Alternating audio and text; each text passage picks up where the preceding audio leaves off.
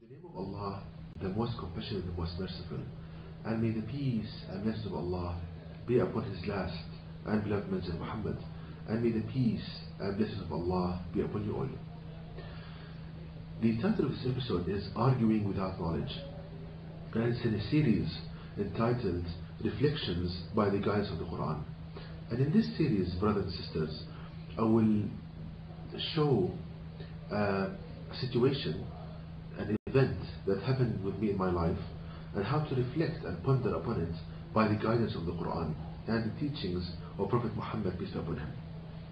Now, the event that I will discuss with you in this episode is that I encounter so many people that they argue without knowledge. For example, if you ask these people, and when I say about these people, I don't intend here to hurt anybody, but I intend here to show a problem and how to cure it from the guidance of the Qur'an. Now these people, when I talk to them, now if you ask them, for example, in a branch of science, for example in engineering, you ask him what is the function of an amplifier, for example, and if he doesn't know, he would tell you that I don't know, and he would strive to know the answer. Now this same group of people, when you ask them something which is related to the Qur'an, you talk to them about something which is related to the Qur'an. For example, that Allah the Almighty allows in the Qur'an for a man to marry more than one wife under certain circumstances. Now when you talk to him about this, he starts, and this person, he doesn't know that much knowledge from the Qur'an, and even he just knows maybe how to pray, just limited amount of knowledge in the religion. He tells you arguments after arguments, and I think this and I think that, and this is so and this is that. He tells you like complete philosophies, and he can write volumes of his answer. So there is something here that when you ask him about, as I said, about something in science, he will tell you that, and if he doesn't know the answer, he will tell you that he doesn't know. But when you ask him about religion, he gives you volumes after volumes and arguments after arguments. And there's a certain characteristics in all of these people, that all of their arguments and all of this kind of guesswork, their conjecture, it goes against the guidance of the Qur'an. It tries to pollute the purity of the message of Allah the Almighty. So there is a problem here. Now how to implement the Qur'an to solve this problem? Now Allah the Almighty gives us the diagnosis for this and the cure.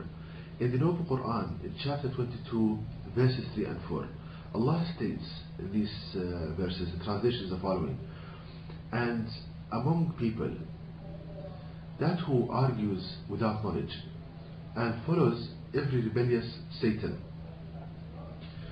it has been decreed for him,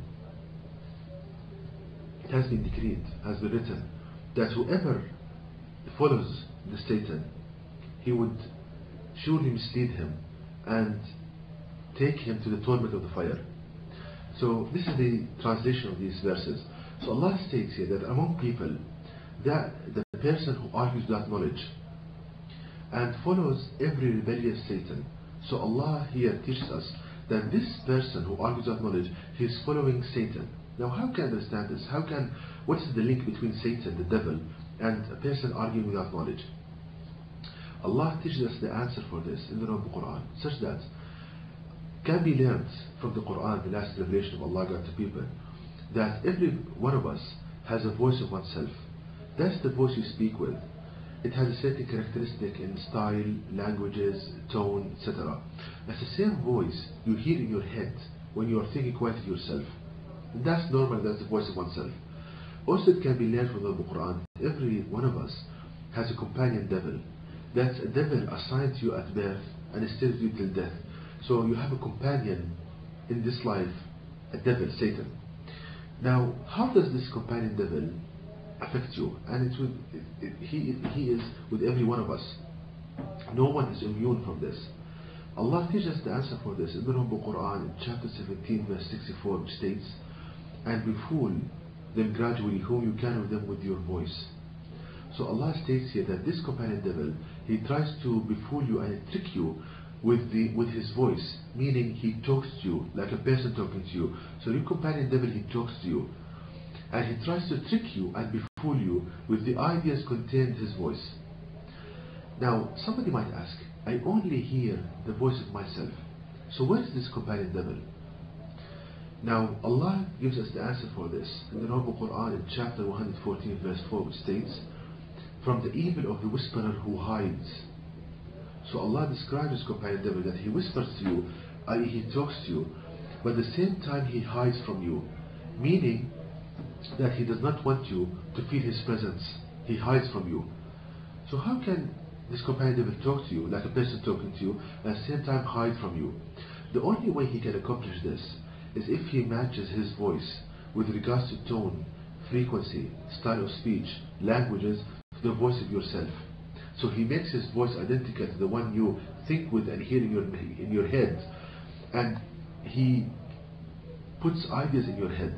You just an idea appears in your head, and you think that yourself is telling you this, while actually it's your companion devil. Now, how to distinguish between the thoughts of myself and those of my companion devil? Allah gives us the answer for this in the Noble Qur'an in chapter 2 verse 169, which states, he, i.e. Satan, commands you what is harmful, sinful, and say about Allah what you have no knowledge of. So Allah teaches us that this companion devil, he whispers to you ideas in your mind containing harm, to hurt yourself and others, lust and perverted sexual ideas, and to say about Allah what you have no knowledge of. So you can distinguish by analyzing the content of the thought. Now, having understood this, coming back to arguing without knowledge, now we can understand that when Allah states in the Quran that among people that who argues without knowledge and follows every rebellious Satan, now we can understand that when that person, somebody tells him about the Quran, his companion devil comes to him with a voice matching the one he thinks with, and he puts ideas in his mind. He hears the voice in his mind identical to the one he thinks with, and this voice gives him argument after argument that goes against the guidance of the Quran. And that person, he thinks that he's so clever, that he thinks in this way, that he knows something that nobody knows. But that person fails to realize that the source of these thoughts is his companion devil and not himself. So we see, brothers and sisters, the beauty of the Noble Quran and how to implement the Noble Quran in daily life. The Noble Quran is a book to be implemented. Now, we see the mercy of Allah in this, that He exposes this enemy to us, so that we will be victorious. Now, after this, in the same chapter 22 of the Noble Quran, after Allah explains this to people, so Allah wants you that when a person argues with you without knowledge, to explain this thing to him, out of mercy to that person, and to tell him that these thoughts and ideas that go against the guidance of the Noble Quran is not from yourself, but from your companion devil. Don't agree with them, don't say them, nor carry them out. Now, if a person does not follow this guidance that he's hearing now, Allah states in the Quran, same chapter, in verses 8 and 9 the following, and among people, those who argue without knowledge, nor guidance, nor a book, a guiding book.